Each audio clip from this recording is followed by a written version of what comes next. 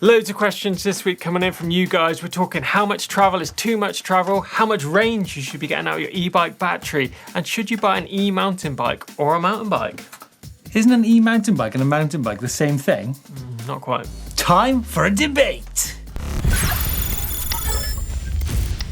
Mr. Japanomaniac is asking, what alternatives do I have for a bigger chainring on a Levo 2009 S-Works? Wow, that's a nice bike. I did try to change it, but it's a custom-made part and no other choices to replace my worn-down one, but to get them from Specialized.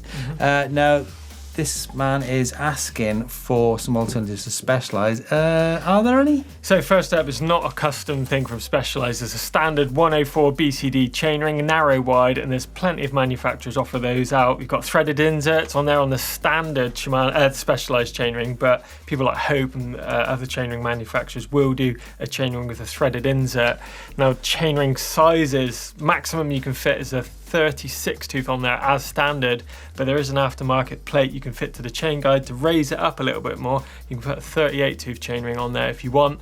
You also might want to look at the rear cassette as well to go to a E13 cassette, which will offer a 9 tooth lower cassette. These are small cogs, so you're going to get a higher top speed as well from that, but that'll only fit on an XD driver.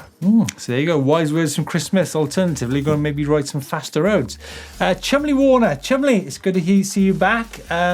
Anyone know how to de-restrict a Carrera Vulcan E Spec? Any help would be much appreciated. Now, Chris, this is a hub drive e-mountain bike, right? So some of the hub drives are notoriously hard to de-restrict. I've heard about people going into these and changing wires and hardwire and soldering things, but something we don't recommend here on the channel. I hear it is really hard on that bike to do, as well as making it illegal to ride anywhere apart from private land. The voice of responsibility is old Christmas sometimes, I have to say.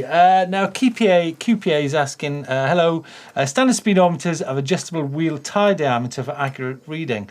What about an eMTB built-in speedo in case of swapping tyres for different size other than factory fitted? Well, you've got mission control and the Shimano Steps app as well. If you've got Bluetooth connectivity, a Bluetooth bike that will connect via Bluetooth, you can actually change all those settings within the app, so you can plus and minus a percentage of the readout, so that should give you the difference in the tyre sizes. And we've done a video all about the mission control app. Check this one out. Oh, I've missed that one. There's a tune button on my app here. This is worrying me quite a bit. What on earth do you do with that? So with the tune button is basically allowing you to customize your Levo and the motor to your personal needs, to your personal riding preferences. Crikey, you've got to know what you want though, right? Yes, absolutely. That's why the bike obviously comes with stock settings for the 3 modes, Eco, Trail, Turbo. Those are the settings we really like to ride. We chose after a lot of ride analytics. So I guess that's what you developed this bike and the standard tune in this environment, right? It's got to be good for anywhere in the world, right? Yes, absolutely. Really liking this question in from Sasha Severny. Sasha's asking, hello, I want to buy a new bike. It's going to be my first ever full suspension bike. And can't decide whether to go for a pedal bike or an e-bike. My main focus right now is to develop air skills. Now, Chris Smith is your man on air skills. The problem I see is that e-bikes are heavy and it's going to be very difficult to learn the basics.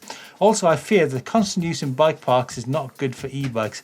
I'm looking on a current Turbo Levo. What do you guys think about that? Well, I highly recommend that you go for an e-bike, Sasha, simply because if you can do so many more runs if you're going to be in a bike park. Now, Chris was at Revolution Bike Park in North Wales last week on the Vision line, and you were able to hit that run loads of times, right? Yeah, exactly that. I think it's more like concentrated mountain biking, e-biking. You're just literally smashing those runs out and going back up to the top straight away to do more and more of it. So I think you're actually getting better at those skills because you're doing it so much more on a standard bike.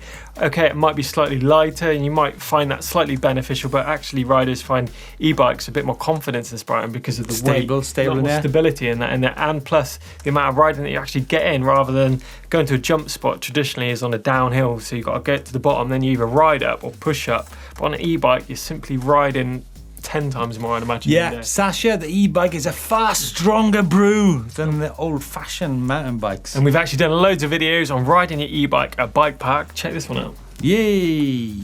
So it's not all straightforward at the bike park when it comes to jumps. Yes, you are going to get jumps that go in a straight line, tabletops and doubles, but we're talking about hip jumps, and these things can definitely catch you out if you don't have the right technique. Hip jump, if you don't know what it is basically a slanted takeoff, and it changes the direction of your travel out on the trail. So it's going to jump either to the left or to the right. So to do a hip jump, the important thing is the approach. So this I know is a left-hand hip. So I'm going to approach it on the right-hand side of the trail and carve across the takeoff. When I mean carve, I'm actually turning across. So I start wide and do a slight arc across the takeoff. That way the bike's going to be pointing in the right direction of the landing. If I was to come straight, the bike's going to want to slide out front wheel, and I'm going to probably case, and the landing goes the opposite way to which I'm going to land on my bike. So you definitely need to do that big carve to initiate the hip takeoff. Nice video, Chris. Nice like video. that one? Yeah, on bike parks. I'm not a bike park fan myself, No, but yeah, anyway. Carla Kabuggy. Good day. Good day, sir, to you. Is it possible to remove the 25 km/h speed limiter on e-bikes because we don't have any laws regulating e-bikes from where I live? Lucky you. Where is that? Where is that? But it totally depends on the system and what you're running on your bike. It differs from all sorts of electric. Simple answer, Chris. We've done the video. Yeah, we've done that video. Carlo, we've just done this video. I hope it answers your question. In fact, if you actually got any questions about deer restriction or any of the videos we've got on the channel, don't forget to let us know your comments. Don't forget also to tell your friends about EMBN for all the action and how-tos and features and mechanicals on e-mountain biking, and hit the globe to subscribe. Nice, we got this one in from Cozy Loft saying, what is the correct position to go downhill? Some say get back over the tyre as downhill pros do. No, you're a downhill man, Steve. It's kind of like that in between. It's definitely a rearward bias on the bike, isn't it, rather than towards the front. The thing is, to be honest, Cozy, we get told so many things on mountain biking, how to do this, how to do that, whereas ultimately we get, I think you can how to the life out of riding bikes. I think sometimes you need to go with the flow, but flow in itself is about being relaxed, right? And I think if you're in a relaxed position, I think more than anything, make sure you get the right size bike with the right setup, right tire pressures, right handlebar position, right seat position, right pedals. It's all about the setup. It's all about the right size mountain bike to begin with. So correct position to go downhill, flat out. Right, got this one in from one man in Kazakhstan. Is there such a thing as too much travel? Ooh, absolutely. If you ride in, or is there? If you're riding trail riding on a 200mm travel bike, do you need a 200mm travel bike? Well, maybe it's going to be more comfortable. Yeah, I think it's going to be slacker. Sweet spot is kind of like 150, 160. I think is a kind of depends. I don't know. Obviously, there's a new Specialist Kenevo 180mm travel. Yeah, it's a very capable bike. Yeah. So why not have a bike that's got loads of travel so you can do loads of different types of riding? Yeah, I suppose it comes down to that, or more about the geometry. Like geometry. Yeah, I ride bikes from the Canyon Neuron, which is 130mm travel, all the way up to the Kenevo, which is 180mm travel. And both of those bikes obviously have their plus points. Like I wouldn't go slogging my Kenevo around a cross-country trail, whereas I wouldn't go hitting massive jumps on my Neuron. I kind of think you need to find that in-between ballpark figure. Yeah, I think it's one man in Kazakhstan. I'd like to know what bike you've got, and then we continue this conversation. Yeah. But Chris, we've done a video on the new Kenevo. We certainly have, and that is a big hitting machine. A look at it.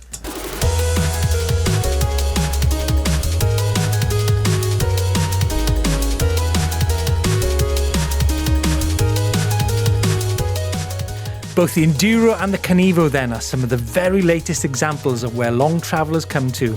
Their capability never in question, whether amongst the broken up terrain of the mountains or the monster gaps of the bike park. As ever, the potential of both bikes very much lies in the capacity of the rider to have the imagination.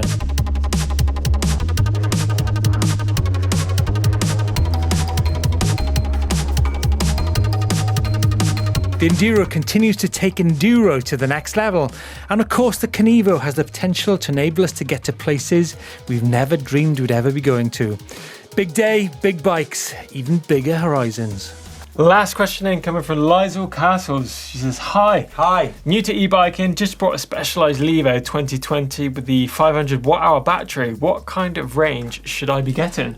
Lizel, it's a very, very simple answer to that question. Now, I'm 90 kilos and I can get 5,000 feet of range on my Levo, like I said, with a 700 watt hour. With 500 watt hours, I can do about 3,000 to 3,500 feet of climbing. I don't know what that is in meters, but I think the answer to the question lies with you.